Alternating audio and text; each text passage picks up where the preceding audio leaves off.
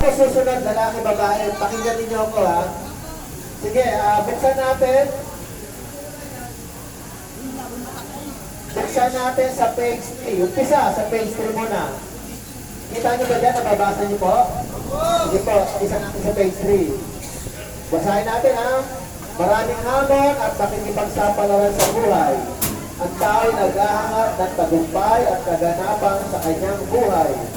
Ang mga bagong pagtuklas ay nagbibigay sa tao ng kasiyahan, karagdagang kaalaman at kahalagahan sa kanyang pagkatao. Ang mga makabagong teknolohiya ay pagpapatunay lamang ng pagkahilig ng tao sa mga hamon at pakikipagsapalaran sa buhay. Ngunit pinakamabuluhang hamon ay pagkakaroon natin ng buhay at tunay na kaugnayan sa maniligtas na buhay. Ang Diyos. Kasama mo ang aklat na ito sa iyong paglalakbay sa pagtuklas ng buong at tunay ng kapayapaan. Matutulungan ka ng aklat na ito sa pagsisimula ng pansarili pag-aaral ng banal na kasulatan.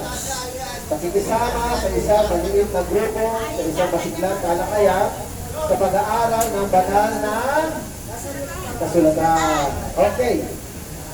So ngayon, dadako na po tayo sa page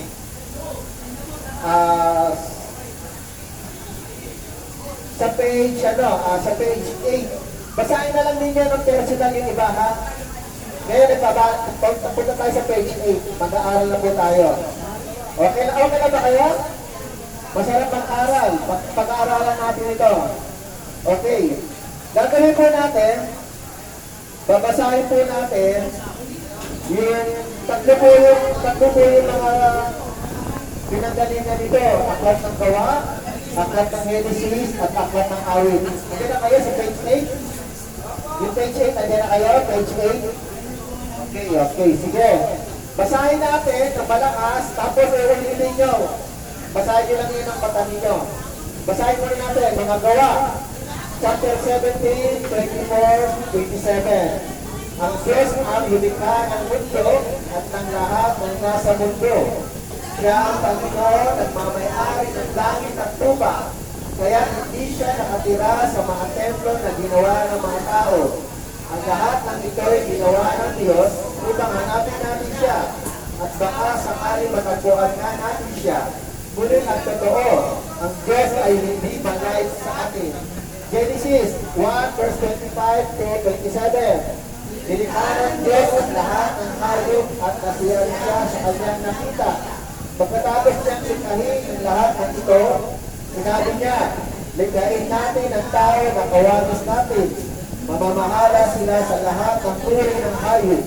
Ang lumalakad, ang lumilipad, ang lumalakad at ang lumagabang. Kaya nilikha ng Diyos ang tao na kawanis niya. Nilikha niya silang lalaki at babae. Ayon sa 39, 1 verse 13 to 15. Panginoon, ako'y iyong sinisilasat, kaya kilala mo ako. Kilala mo ako sapagkat ikaw ang lumikha sa akin. Ikaw ang humugi sa akin sa tiyan ng aking ina. Kahanga-hanga ang pagkagawa mo sa akin. Kaya pinuturing kita, nalalaman ko ang iyong mga gawa ay tunay na kahanga-hanga. Nakita ko ang mga buto na bunang aking lihim na linugis sa sinabubunan ng aking ina. Ulitin po natin, pero kayo na lang magbabasa. Kasi dito po tayo kukuha ng sagot. May mga tanong, pero dito po karamihan ng sagot. Sige po, ulitin po natin. Basahin na lang po natin ng tahimik. Sige po, basahin niyo po. Aklat ng Gawa ng Awit.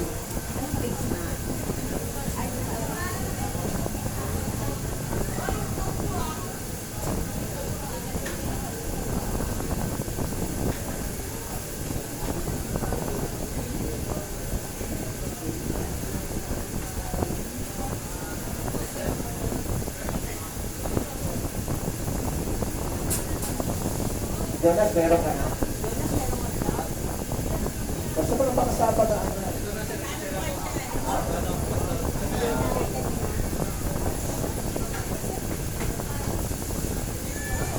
sabihin niyo kung tapos na kayo, ha? Magtatanong ako, mag-exam tayo.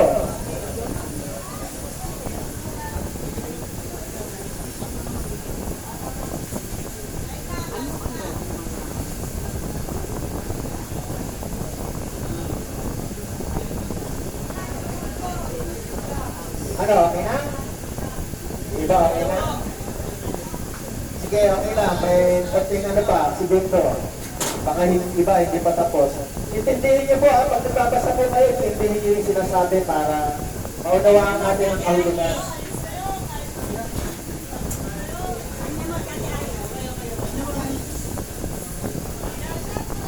Okay. Okay na ba? Okay na? Okay. Unang tanong, may pansariling pag-aaral. Ang mga babae, basa niyo na po? Ano namin? Okay, sige ha. Sasagutin niyo yan ha.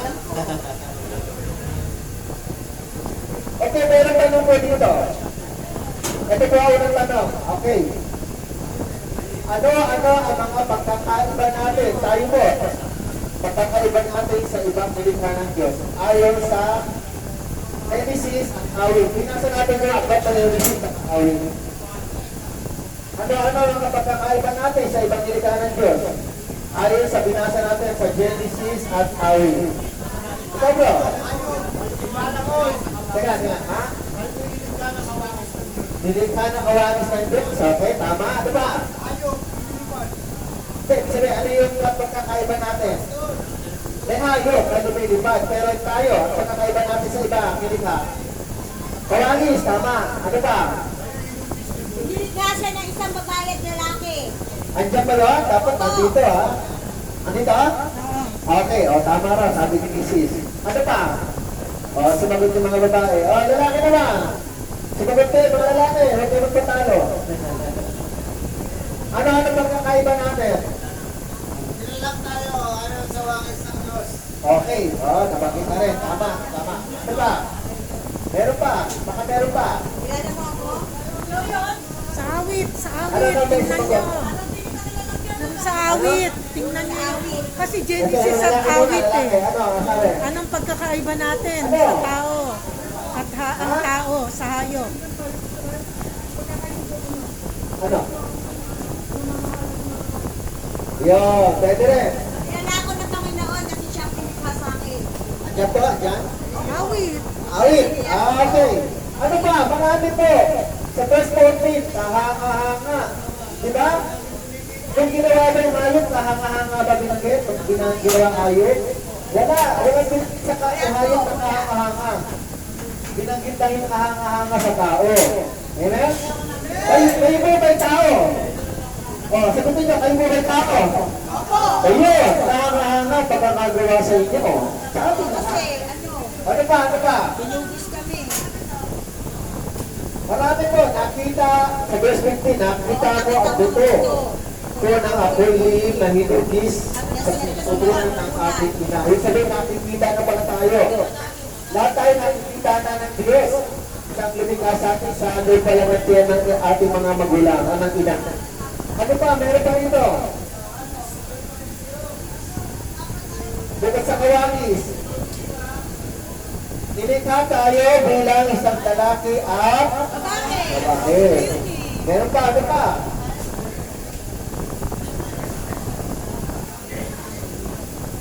Inala mo ako. Di ba nakalagay din dyan? Sabi na sa ano yan? Sa awit, di ba? Verse 13, ilala tayo ng Panginoon.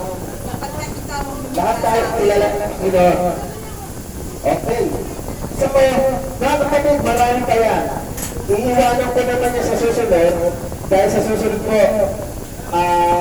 yung study number 2 naman. Pero, sasagutin natin yung number 2. Question number 2. Ano yung tanong? Question number 2. Paano? Anong tanong mga babae? Gaano? Question number 2. Ito sa taas. Number 4. 2. Sa taas. Page 9. Page 9. Page 10 po tayo. Page 9. Number 2 Gaano question. kakilala ng Diyos ang bawat isa sa atin? Ang tanong, page 9. Gaano kakilala ng Diyos ang bawat isa sa atin? Gaano kayo makilala? Kayo, Brad, kung gaano mo nakilala ng Diyos? Pwede. Hindi rin. Meron din nakalagay dito. Sa babae at lalaki. Pwede rin. Kaya lang, dito ang sagot. Kaya nga, tinuturuan tayo na kung ano yung mga tanong. Dito lang karamihan. Gaano kakilala? Si Tiyasa, may nakalagay ba dito? Oo. At kilala mo ko, si Tiyasa, ibig sabihin, kinilala. Ano ba? Yes, ano ba? Meron ba? Yes. Okay. Iiwanan ko po yan. Sasagutan nyo lang ulit yan kung bakit pa kayo sasagot. Number 3. Number 3 tanong. Kung Kung ilalarawan mo sa isang salita ang Diyos bilang magpilita, ano ito? Kung ilalarawan mo ang Diyos, kayo po, sa likod, baka meron sasagot yan. Hanga-hanga. Kahanga-hanga, tama. Kahanga-hanga siya talaga. Ano ba? Ibig sabihin, nakikita natin, di ba? Nababasa natin. Ano ba? Kung ilalarawan mo. Verse 13, kilala mo ako, di ba? Nakalagay sa Kilala awit. niya kami lahat. Ano sa babae? Ano ba? Sa mga babae. Ano yung, kung ilalarawan mo ang Diyos sa isang salita, ano siya bilang manilikha? Diyos na makapangyarihan. Diyos na makapangyarihan.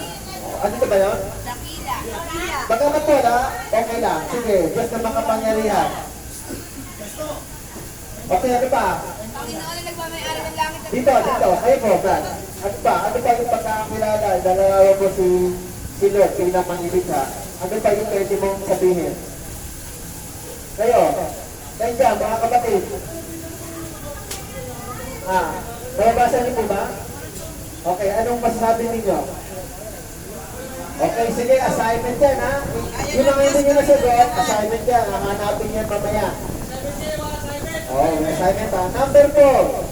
Kung ilalarawan mo sa isang salita, Sa yung buong tao ito, naman. pwede mong basahin. Kung ilalarawan mo sa Pati isang yung salita, ang una, tao bilang nilikha, andun ano ang ito? sagot.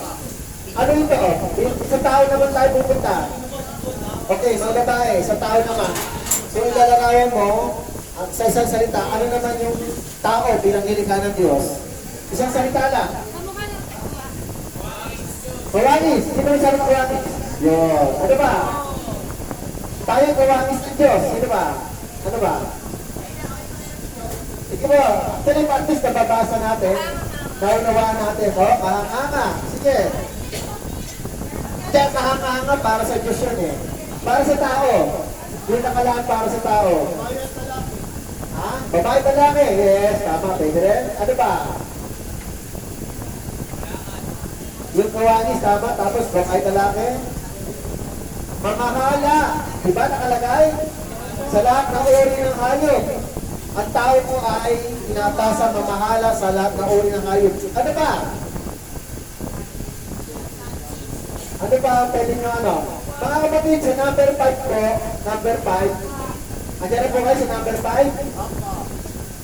Pwede nyo isulat sa ibaba ang ilang pang salita na maglalarawan sa Diyos at sa tao. Kung sa Diyos nakalagay dito, isulat nyo sa Diyos. Kung ano yung pagkakalarawan nyo sa Diyos sa isang salita. Yung para sa tao, pwede dito. Meron ba kayo ballpen dyan? Wala po. Alam ko, bawal ang ballpen, eh, no? Oo, bawal ang ballpen. Baka magsulatan kayo, eh, no? Anong stress? Magsulatan. Hindi, biro lang. Bawal nga. Pero, kung meron ka, sabihin, pwede manghiram, sulatan nyo lang to. Assignment ko na yan. Number 6. Number 6 question. Ay sa aklat ng mga gawa. Nabasa niyo yung gawa, di ba? Okay. Ayon tayo sa aklat ng gawa, ano ang layunin ng Diyos ng likhain niya ang tao? Ano ang layunin ng Diyos? Yeah, okay. Kayo ba? Hinahanap niyo ba ang Panginoon? Okay. Kaya natagpuan ba natin? Hindi ba? Hindi ba? Pero matatagpuan natin. Lalo na ngayon, matatagpuan niyo ang Panginoon, di ba? Pero tama po yun. Ang layunin ng aklat ng gawa upang hanapin ang Panginoon. Sa mga babae, ano pang sagot? Sa mga babae? Magbalik loob. Magbalik loob. Andito po ba? Wala man, pero tama rin naman. Kaya lang po nandito, sabi kasi, tandaan natin ang tanong, ayon sa aklat ng gawa. Ibig sabihin, ayon sa mga aklat ng mga gawa. Binasa natin yung gawa. Doon lang natin tingnan yung sagot. O ano ba? Ano ba? hindi siya malayo sa atin. Nakalagay ba dito? Opo. O, tama. So, ano yung unang sagot niya, Brad? Hindi. Kanina, nagawa? Hanapin ng Diyos, tapos hindi siya malayo sa atin. Tama ba? Yes! Ano pa?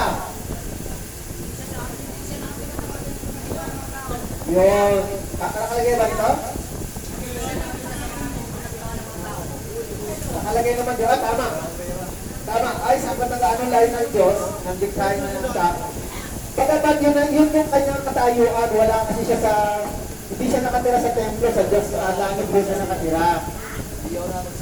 Pero yun ay, yun ay yung kalagayan niya. Pero yung layo niya ng Diyos, Hanapin. ano pa?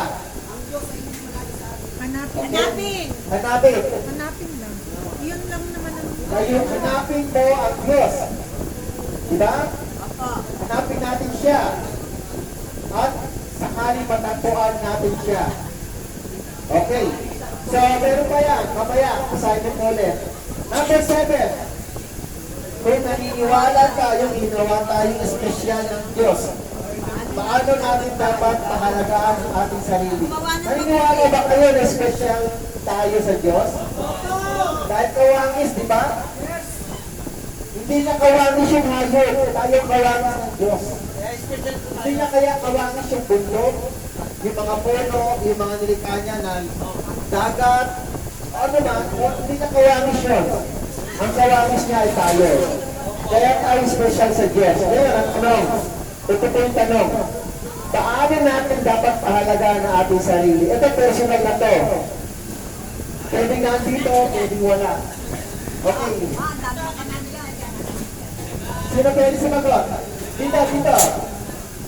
Paano natin pahalagaan ang ating sarili? Yung ating sarili, paano natin pahalagaan? O pagpapalagay ng tato? Oh, pwede rin. Okay. Special tayo, dapat, sabi nga ni brother, huwag magpalagay ng tato. Ano pa, paano ba natin pagpahalagaan? Kayo, Brad? Ha? Bakit?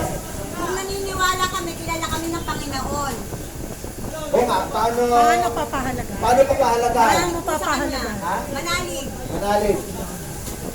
Manalig sa Panginoon. Ano pa? Maniwala. Maniwala? Ano pa? Pinupuri.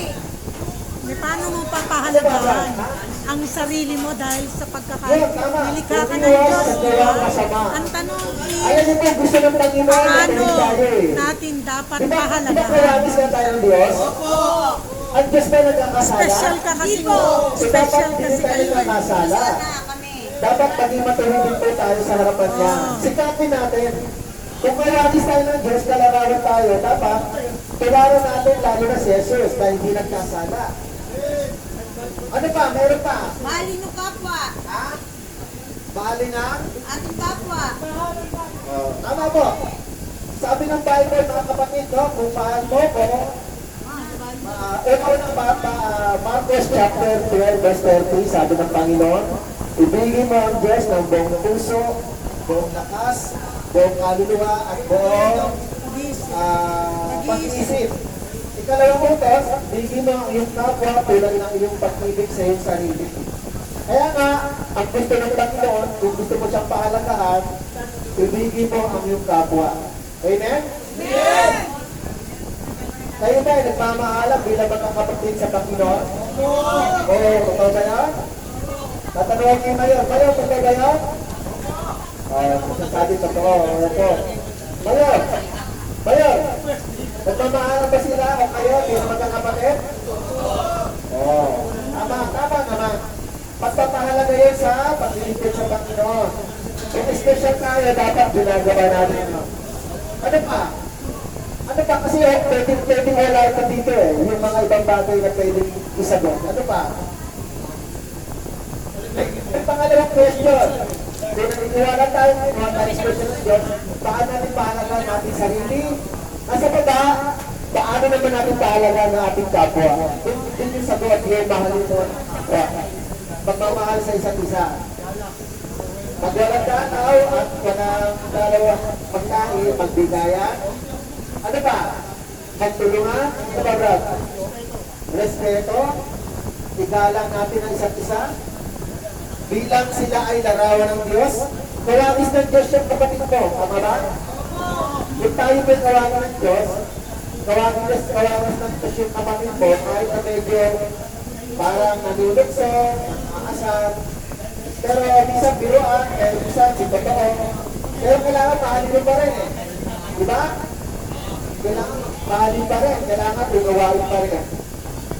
Pero sana yung mga nangaasar, nanulukso, ay umiwas na po tayo sa paggawa ng gano'n. Kung paano ng kapwa mo, bilang gawa ng Diyos, igalang natin din siya. Amen? Amen! Pero sa mga babae, ano pa? Baka natin pahalagaan ng kung special tayo. Yan, mga babae naman. Paano pahalagaan ng ating kapwa? Mahalin ng kapwa. Oh, bilang kapatid sa Panginoon, kapwa. Ikalawang proteksyon, ano pa? Tulungan, ano pa? Magpatawad. Igalang. Mga kapatid, napakalaga po yung magpatawad. Amen? O kaya humingi tayong tawad sa Kanya. Sino man nyo. Ano pa? Number 8. Number 8. Paano natin mapapasalamat Ano? ng Diyos sa estasyon niyang pagsika sa atin? Paano Mga natin... bata. Okay, number 8. Paano natin napapasalamatan ng Diyos na special niyang paglikha sa atin? Paano mo ibibigay ang pag-honor, paggalang, pagsamba, pasasalamat sa Diyos? Nanilikha ka ng Panginoon. Pasalamat tayo, nilikha tayo, tao, hindi hayop. Amen? Amen! Tayo kawaris ng Diyos, pasalamat tayo. Dahil meron mga nilikha ang Diyos ng hayop. May nilikha ang Diyos na hayop sa hipapain, hayop sa dagat, hayop sa lupa. Pero tayo nilikha ng Diyos, kawangis ng Diyos. Kaya ang tanong, paano mo siya pasasalamatan dahil nilikha ka niya? Brad, ang sabi mo? Pagpuri, magsamba. Samba. Ano ba? Sa babae naman? Ano magtanggap? Manalangin. Pagtanggap? I-accept ang Panginoon. Magbalik loob. Okay. Sa inyo naman mga babae, paano? Pasasalamatan. Kung special ng pagkakalikha sa atin. Nagkadugot sa bahay namin, Pastor. Ha? Nagkadugot sa bahay namin. Pasaling sagot ano? Kahit po nakakagawa kami ng kasalanan, hihingi po namin ng tawad sa Kanya. Kapag nakakagawa ng kasalanan, hindi ng tawad sa Panginoon. Okay. Ibig sabihin, Maraming pa- pangalagaan natin ang sarili natin upang makalayo tayo sa kasalanan. Next page, page 10. Page 10. Ngayon, umawit tayo. Nasa likuran niyo yung mga lyrics, nasa likuran yung mga kanta. Ito. Anong gusto nyo kantahin natin? Anong gusto nyo kantahin natin? Akapela lang po tayo ngayon, ha? Page 69, yung He Will Carry You. Alam niyo ba? Ha? O, mamaya, next time. Ito muna, page 69. We will carry you. Sabayan niyo ako, kapela tayo, ha? Okay, 1, 2, 3. There is no progress to be, nothing at sorry. There is no mountain to cross, we cannot move it. There is no storm to dark, God cannot calm it. There is no sorrow to deep, He cannot rule it. If He carried the weight of the world upon His shoulder, I know, my brother, that He will carry you. If He carried the weight of the world upon His shoulder, I know, my sister, that He will carry you. If He carried the weight of the world upon His shoulder,